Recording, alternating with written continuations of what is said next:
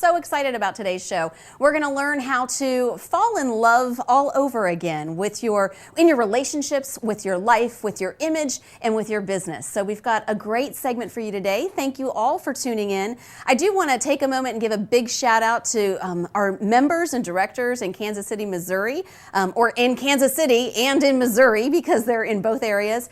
They had quite a bit of snow, and I specifically want to give a shout out to Diane Thompson, who was brilliant today. They had a snow day, and they conducted their WOAMTEC meeting via conference call. So that's the first time that's ever been done. I'm very proud of you for having out-of-the-box thinking, because that's how we can continue to stay connected in cold weather and in warm, in good conditions and in bad. But thank you for all and everything that each and every one of you are doing. San Ramon, California, I do want to give you a shout out as well, because you were our Director of the Month for the month of January, along with Laura Wynn, who was also the Director of the Month for the month of January, with the most new and renewing WOAMTEC members in the month of January. So that's new to you. It hasn't even been officially announced except for today's platform. So congratulations for everything that each and every one of you are doing.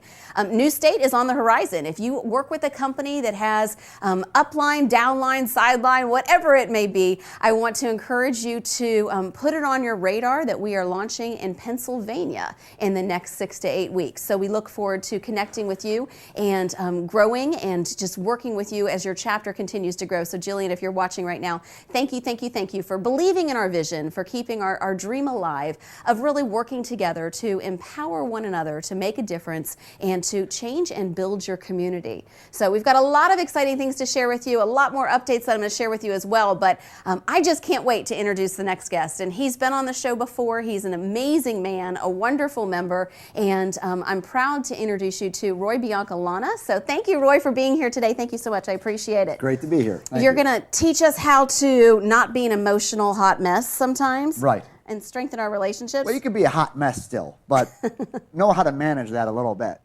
Well, yeah, you mentioned love, and I think I wanted to talk about some things that I thought could really inhibit your ability to love your partner, your children, your friends, your clients.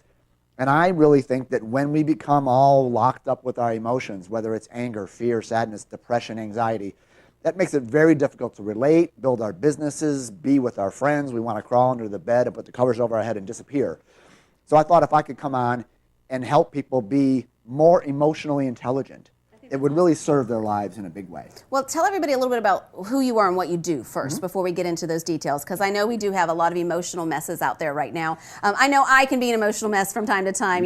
I ask myself all the time, what was I thinking when we started a women's organization? Because it can be interesting from time, even though we do have a few good men that help keep us in check and in balance. But tell everybody who you are and what you do. Oh, I'm a relationship coach, and I work with people who are either single and maybe don't want to be, but they're not able to figure out why they're not attracting the right partners and all that, or people that are in relationships and want to make their relationship get better. So really all things love, intimacy, dating, sexuality, attraction, intimacy, all those things is what I deal with. Okay, well, let's talk for just a minute. And I first want to say that I have said this many times, that I have witnessed you helping people, from someone that is maybe older that's been widowed, or someone that maybe is younger that is just going from relationship to relationship looking for love. And so I know that you do work with people across the board. Right. But I think that it's important for us to redefine relationships a little bit, because it's not just your we automatically think, especially with Valentine's Day coming up, we think of the significant other in our lives, or the husband or the boyfriend or whatever. But it's truly relationships with your children, with your parents, with your coworkers, right? And the primary one is with yourself. That's where everything comes from, right? There's some famous scriptural text says, love others as you love yourself. So it's got to start here. But then, yes, it does go into coworkers and friends and neighbors and your employees. Life is a relationship from one person to another.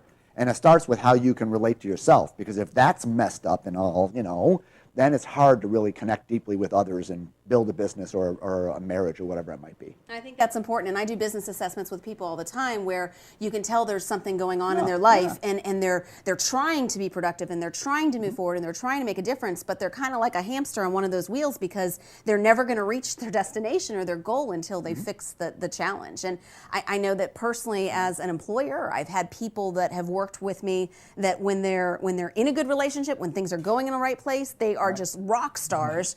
And then when they're not, it's like, oh yeah, it brings down the entire office. It brings everything down. So it's a drag that we're human beings and we just can't block everything out. But and one day we'll technology will figure out how to do that eventually. We men know how to do that. It's not necessarily healthy. Well, talk to me a little bit about what are some emotional triggers that make us a hot mess, and then what are some healthy ways to deal with that? Well, if I was speaking mostly to women, relationship triggers that happen with the feminine are usually around the things that she loves the most. And that's usually around either her intimate partner or her children or her closest friends, family, siblings. So when that kind of gets sideways, it seems to mess up her whole equilibrium. And so triggers can come from any which direction. And I think the main thing really to talk about is to really identify, every one of you out there, if you can identify, like, what do you do when you go in the tank emotionally? What's your approach? And there's basically 5 things people do when they're a mess. And eat. Well, that's been I've learned that a lot in the last few years. That would be under the category of medication. You turn to alcohol or drugs or food or shopping as a way to medicate or numb yourself or make yourself feel good. Anything that it gets you away from what you're actually feeling. It just medicates you in some way. So that's one way. Distraction is another way. We can do anything from turn the TV on to surf on the internet, go on Facebook, pick up the phone. Anything to, I don't want to feel what I'm feeling, so distract myself or medicate myself. If you're into personal development out there, one of the best ways that, and this is one of what I fall into, is we analyze. Like, why do I feel this way? And we try to figure it all out. As if your husband just left you or your boyfriend broke up with you, if you understood that, it would make you feel better. Right. But analyzing is one of the things we do. We blame. We can start, it's their fault, this is why I feel this way, and they did this to me, and that's another way of staying away from your own feelings by kind of deflecting. And then we vent. Well, okay, we just and blaming can be part of venting too. Call the girlfriend or a friend, just vent. But those are all ways of avoiding what's actually happening in your body. Okay, those are the common ways. That creates negativity, that creates stress, that creates weight issues, that creates all sorts of dysfunction in your life by focusing on those things. So when you're feeling that way, when your husband leaves you or your child goes off to college or you're feeling like you're in that rut, what do you recommend we do? You're telling me I can't eat chocolate anymore when I'm stressed? No, I always tell people, it would be so great if you could just have a box of cookies and you would never be depressed again the rest of your life. Or have a few glasses of wine, and you'll never feel fear or anxiety. But it just doesn't work that way. What happens is after you do whatever your go-to method is, the feelings come back, and then you feel bad about what you did. So then you have this double whammy. Now I'm 10 pounds heavier, and I'm still depressed. And then it just becomes a spiral. So what I suggest people do, I put them in 5 L's. It's like the 5L way of dealing with yourself when you're a wreck. Okay. And it starts with the word locate. And what I mean by that is locate what you're feeling in your body. Because here's a lot of times what happens for people. People don't necessarily know what they actually feel. And what I mean by that is very often, my experience with women, and I coach 75% of my clients are women, that sometimes when a woman is truly, really angry, it comes out she's crying. Mm-hmm. Because a lot of times you grew up in a household where it wasn't okay for little girls to get mad. It's okay if a girl cries or if she's scared. But a lot of times you grew up in an environment where anger is cut off from you and you don't have it. So some women actually cry when they're really angry. And you can't be emotionally healthy unless you know what it is you're actually feeling. Okay? That's important, right, absolutely. Exactly. And men, we grew up in areas usually where it wasn't okay to be sad. For sure you can't be scared. So men have lots of anger. But a lot of times when a man's really angry, he might be sad or scared. So if you don't know what you really feel, then you can never be with the actual feeling and help it release and flow through your body. So that's why I say locate, because your body, the sensations in your body, they don't lie to you. You might have been conditioned not to be able to, I can't get mad. I have a client, she's a PhD in computer science at University of Oregon State, and she's 57 years old. And she said, I haven't been angry since I was 6 years old. Oh, wow. Right. And well, she's a mess because it's all in there and so forth. And something happened with her father at that age, and she said, oh my God, I can't get mad because I get the crap beat out of me. And she's suppressed it her whole entire life, and she's a mess. But the other day she just said, I feel angry, and it was like a breakthrough for her to even admit it. Okay? So that's why I say in your body stores energies in certain places. So if like for anger is usually in your neck, your shoulders, your jaw, and your fists. So if you grind your teeth a lot, you might have some suppressed anger. If you have chronic trouble with your neck, massage therapists will often say, a good one, when they massage certain people and they move certain energies, they'll spontaneously start crying or they'll feel angry because they're loosening up stuff that's trapped. So a good massage therapist will tell you stories about what happens when they touch people in places. Right? That's awesome. Right. So fear is in our belly, butterflies in our stomach. Sadness is usually in the heart and the throat and behind the eyes. I'm all choked up. I have a broken heart. So if you become intelligent about knowing where the sensations are, it gives you an idea, okay, maybe I'm not really angry because I feel a lot of pressure in my chest and my throat. So maybe I'm actually really sad right now. And that gives you a chance. So when I say locate, I mean go into your body, out of your head, and where are the sensations? Where am I feeling tight, cramped, pressure, hot, cold? So you're in your body. Then you can label, which is the second L. Okay. I feel, because I feel in my chest, I feel sad. Okay? Then the next step is the big one, because that's where we go off and we medicate or distract. And the third L is calling love, to love what you find, which means to actually breathe to the part of your body that's all racked up or whatever emotion it is. So you don't want to medicate it or distract or analyze it, but actually give breath. So if you feel a knot in your stomach, like some of our other guests might be nervous about being up here, I never get nervous. But You're a pro. But you can actually breathe into that area and give it love. Just love it with some breath. The second thing that you can do that I recommend is you can actually give that energy in your body a voice. You can actually let that anger or let the sadness or fear actually make a sound and come through you. Because Okay, now you're getting way too deep. Well, you got to dummy this up. right. How would I do that? Okay, I have anxiety. I have a fear of not being able to provide for my family. What would I do? Okay. So I would say, what do you feel like in your body? He said, I got this knot in my stomach. And I would say, okay, well, step out of the way a bit and tell me about the knot in sound. Make a sound for me. And you actually might say something like, expressing fear. Right. If you're sad, you might just bawl like a baby. Right. If you're angry, you might scream or get a pillow and beat the crap out of it. Okay? So in other words, you're making sound to allow, because all the energy wants to do in your body is simply be recognized and allow it to move to completion. So to love your own feelings is not to medicate them or distract yourself, but to breathe to them, let them make a sound, and then physically move your body to express them. Okay? Like interpretive dance. So you can curl up in a little ball when you feel scared. You can go ahead and cry and heave if you're sad. You can Punch the crap out of your husband? right. Well, get a plastic bat at Toys R Us and you have a plastic bat and a pillow so you don't harm anything, and you can move the anger in your body, right? So that's just a way to say I feel this and I'm acknowledging it rather than I'm running away from it and avoiding it by Makes sense. doing all those things. So it's locate, label, love your feelings, and the key with loving is matching. So if you have a little bit of anger, make a little sound. If you're really mad, make a big sound.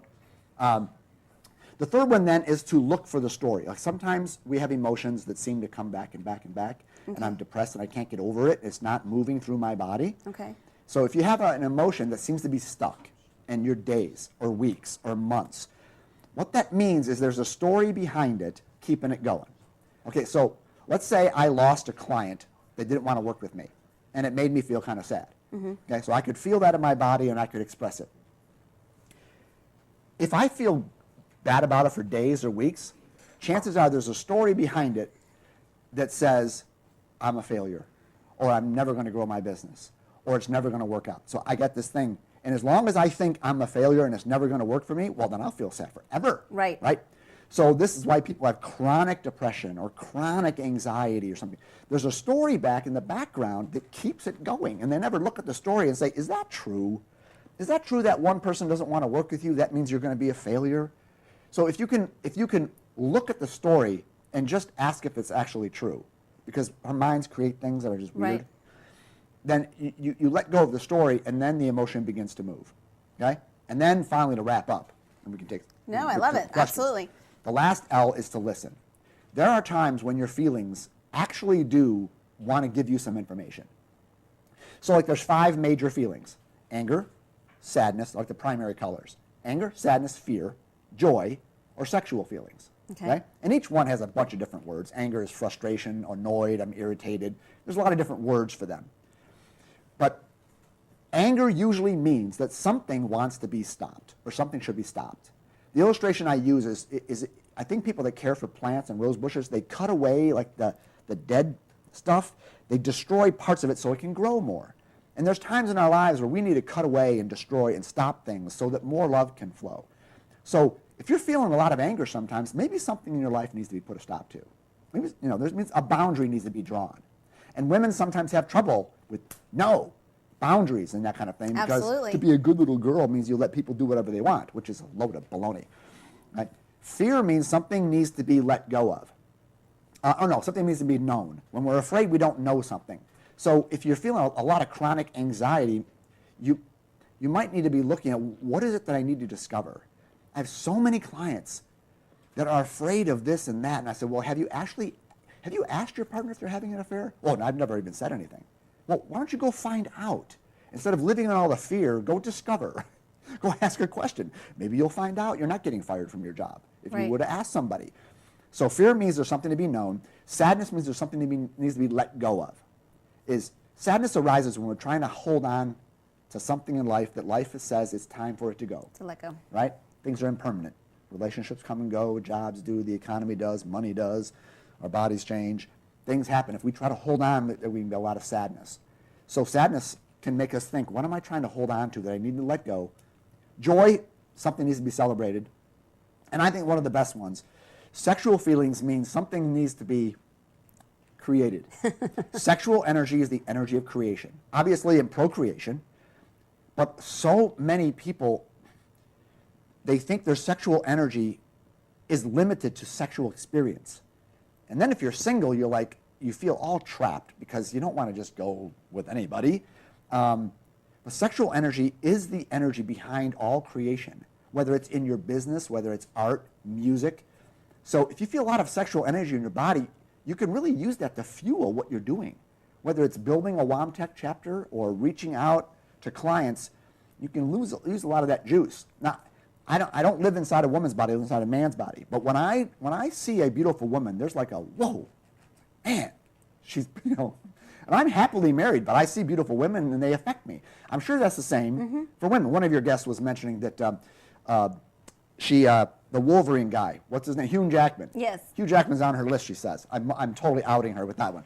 But what that means is in her body, when she sees him, there's a juice there. Now, she could take that energy and move it in her body to fuel her business, to just give her a little bit more energy. Okay, so that means we need to take the poster of the thing that fuels your energy, and it needs to be like on your desk somewhere. So, Jeff, sorry, I'm going to have to get a picture of Tim McGraw or something like that. I don't know what to tell you, but I think that's awesome because you're using that to just energy is everything. Energy is everything, Right. and that's when you're dealing with negative energy. It's not only going to bring down yourself, but it's going to bring down everybody around you. Yeah. Now, if there's somebody here that's watching that is not excited about Valentine's Day, approaching because Right. there are lots of people that are in lots of different relationships or could be in none or could be just getting out of one. If they're in a life change, what is the one thing that you would say to somebody that might be looking, for that relationship? Is there a piece of advice that you find most common in the clients that you talk to? Are you mentioning like a person who's single that person doesn't have a that's single, Valentine? Right. Well, the easy answer is call me. That's what I do. I help people find that. Well, that's a complicated answer. But what I would say is, I guess the main thing that I would want someone to do is to be really clear on the kind of relationship they want. I call it making your own relationship vision.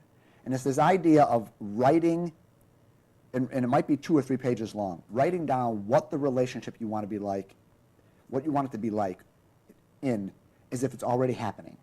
So sit down and describe, this is the way this man treats me. These are the qualities in his life that I adore. This is how we argue. This is how we manage money. This is how we communicate. This is my gift to him. So really sit down and kind of energetically feel it as if it's already there. And then commit and saying, God, I am not going to settle for less than this. I'm going to wait, and I'm going to trust that life is unfolding in the way it's supposed to, and when it's ready, when it happens, it'll happen. But I want to live with this prayer with Right. this kind of energy, that I'm ready for the right man, and I am not going to distract myself with kind of good, decent guys. Okay, so now I know you've consulted with lots of people, and you've like from teenagers, teenage boys that are in bad relationships to like I said before, older women that have been. My oldest client has been 74. 74. That's awesome. That is awesome. Single, looking for love at 74. That's terrific. Well, my mom, I got to tell you, she has a boyfriend now that's 83. That's so awesome. I know it's great to hear.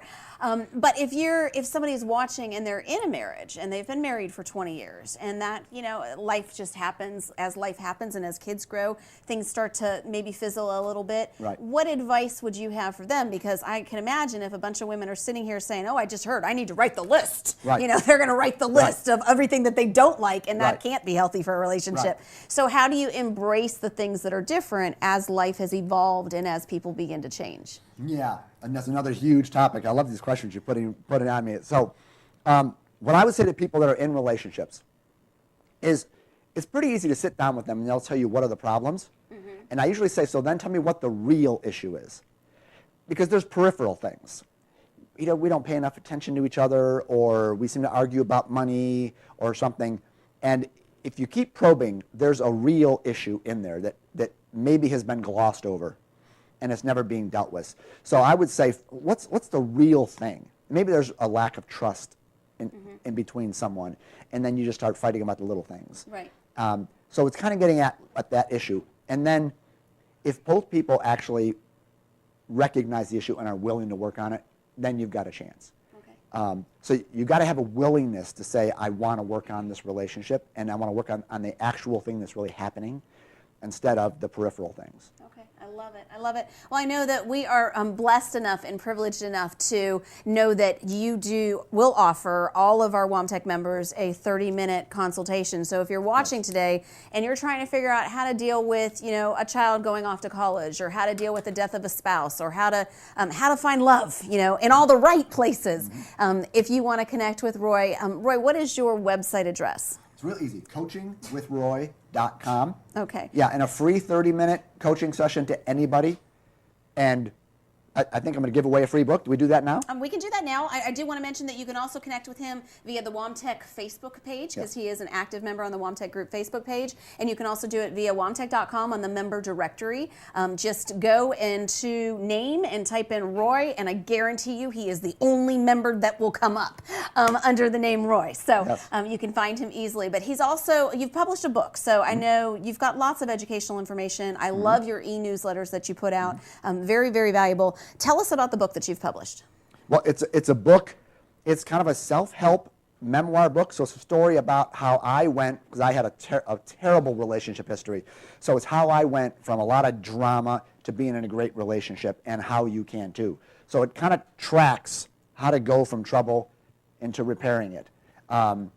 So the title of the book is called A Drink with Legs. So it's a play on words. Because what I discovered is I really had to have a woman to make me feel like a man. I had like an addiction that I needed her attention and her affection. And I think at the root of so many relationship problems is I need you to give me something.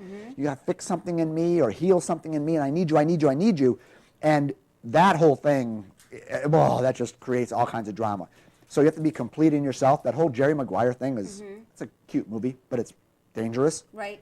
So the book is how to get out of that mindset, to be able to love a person without requiring them to, heal you in some way. I think that that's so important, and I see so many relationships that are exactly that way, where they need that, almost even misogynistic relationships where they're controlled into believing that they need that. And I think that that's great that you're helping people. And like I said, I know personally that he has helped many of our members, and you've got a lot to share.